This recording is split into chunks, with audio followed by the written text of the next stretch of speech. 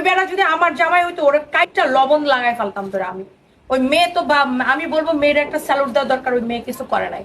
ওই বেড়া যদি আমার জামাই হইতো কাইটটা লবণ দিয়ে ওরা গাঙ্গে ভাসায় দিতাম আমি। ভাটি অঞ্চলের মেয়ে। আসসালামু আলাইকুম, সবাই কেমন আছেন? আশা করছি আল্লাহর রহমতে সবাই সুস্থ আছেন, ভালো আছেন। আলহামদুলিল্লাহ আমরাও ভালো আছি। আরও একটি নতুন ভিডিও দেখার জন্য আপনাদের সবাইকে আমন্ত্রণ জানাচ্ছি। আশা করছি আমার আজকের ভিডিওটিও আপনাদের খুব ভালো লাগবে।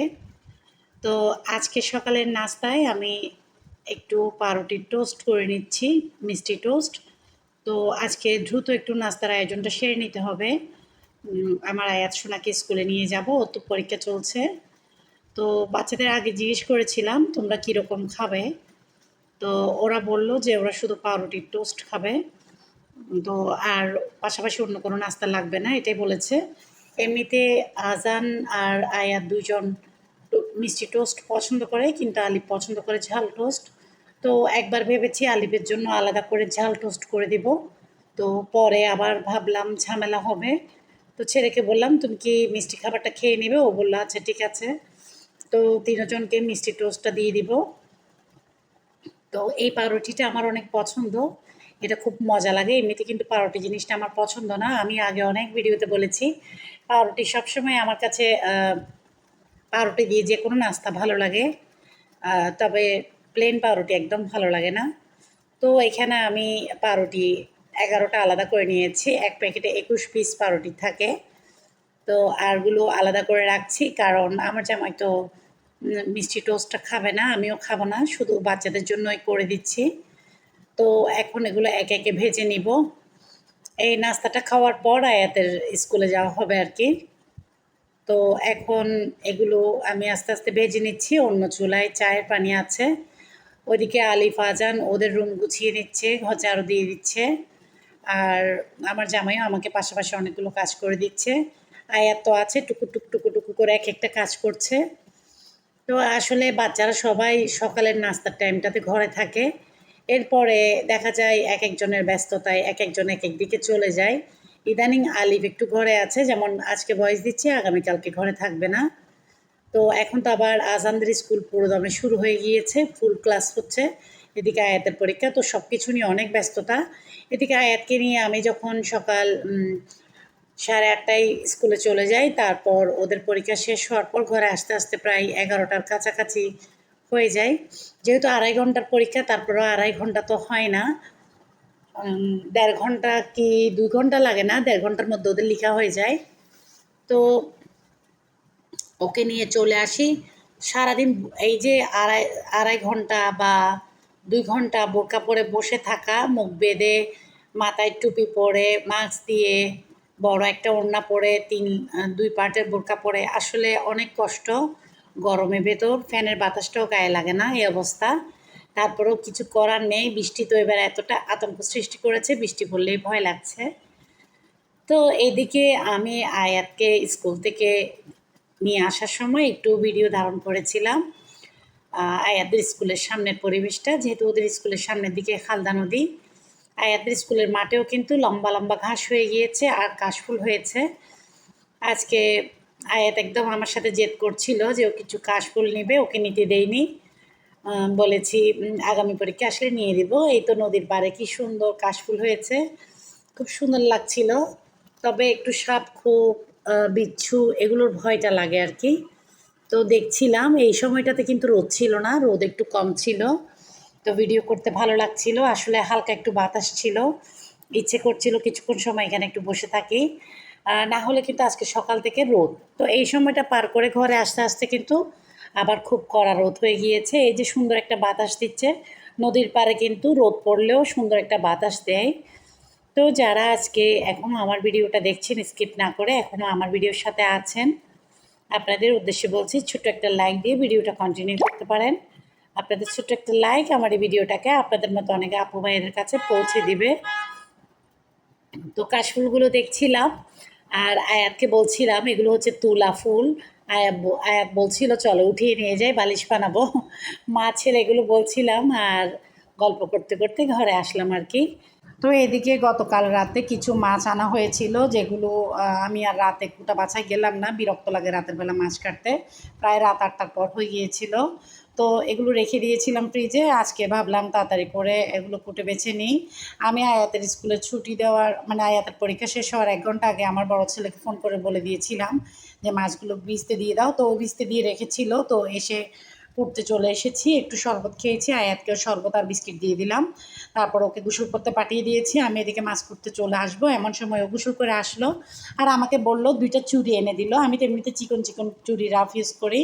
আমি মনপুরা এক আপুর ভিডিও দেখি, তো ওনাদের যেহেতু অনেক মাছের চাষ, মানে ওনাদের মাছের ব্যবসা, তো ওনার ভিডিওতে দেখা যায় বস্তা ভর্তি ভর্তি মাছ আনে, বড়শিতে মাছ ধরে, জালে মাছ ধরে, ট্রলারে মাছের ব্যবসা। তো এদিকে আয়াত আমাকে বলছিল আন্টিটা তো হাত ভর্তি চুড়ি দিয়ে মাছ কোটে, সবসময় বলে আমাকে, ভিডিও দেখার সময় ও আমার সাথে দেখে, আম্মু উনি তো হাত ভর্তি চুড়ি দেয়, তুমি দাও না কেন, তোমার তো অনেক চুড়ি।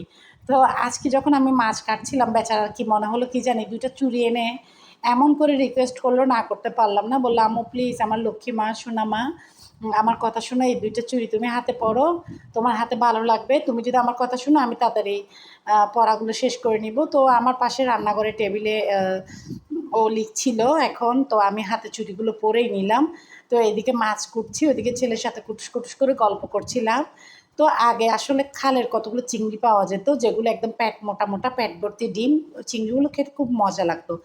ইদানিং এই চিংড়িগুলো খুব কম পাওয়া যায়, উঠলেও দেখা যায় কি কেউ না কেউ ছোঁ মেরে নিয়ে যায়, এমন অবস্থা আর কি। তো যারা আজকে আমার ভিডিওটা প্রথম দেখছেন, আমার ভিডিওর কোনো অংশ যদি এতটুকু ভালো লেগে যায়, পরবর্তীতে নতুন ভিডিও দেখতে চান, তো এখনই আমার চ্যানেলকে সাবস্ক্রাইব করে পাশে থাকা all button, bell button click করতে ভুলবেন না।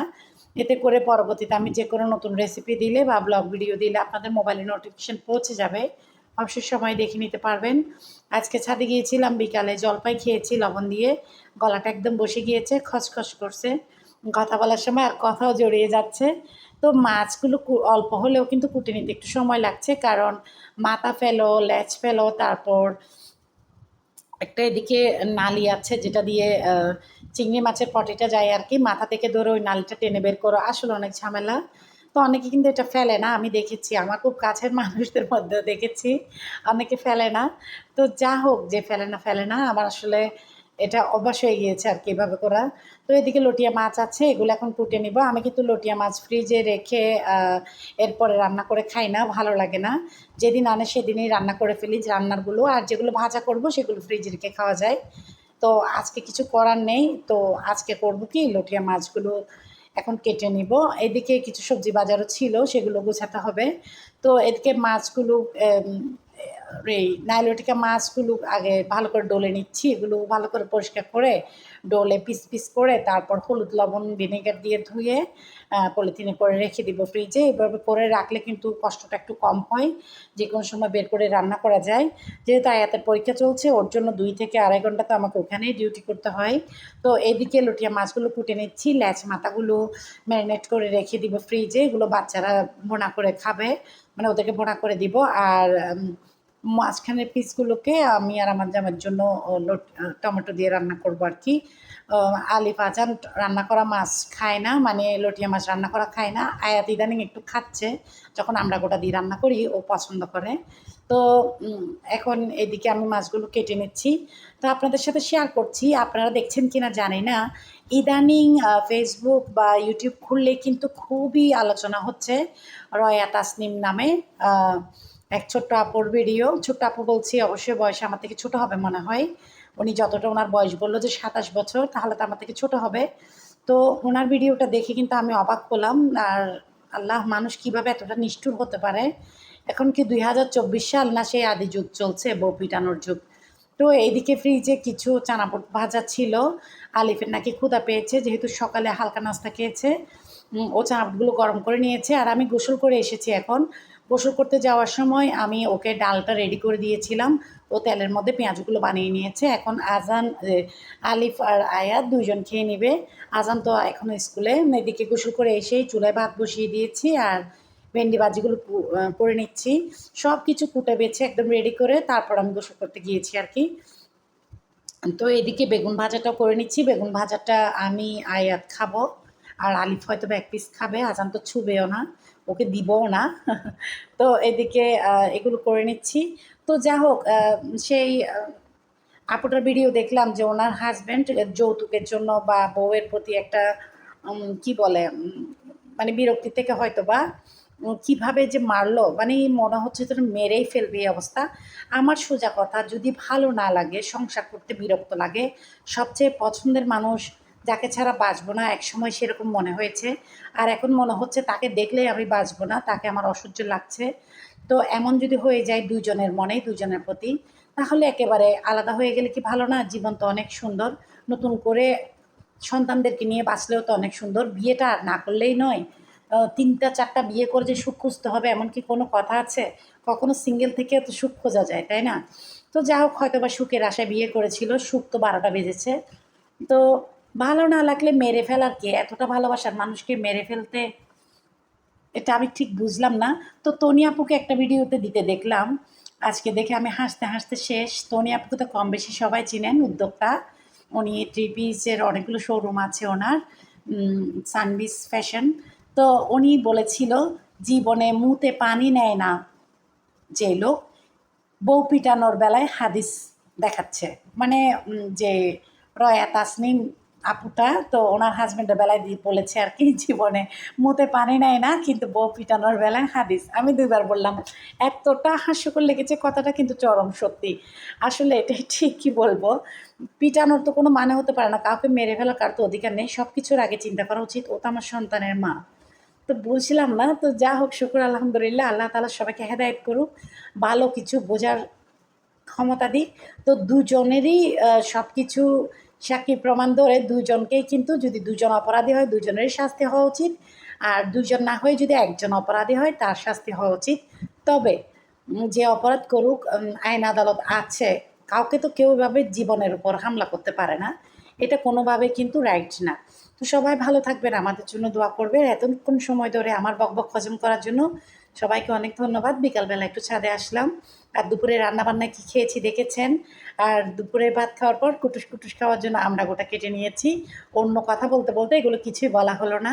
তো সুন্দর একটা বাতাস দিচ্ছিল, ছাদে হাঁটতে খুব ভালো লাগছিল, ওদের ফুটবল ম্যাচ দেখছিলাম। সবাই ভালো থাকবেন, আমাদের জন্য দোয়া করবেন।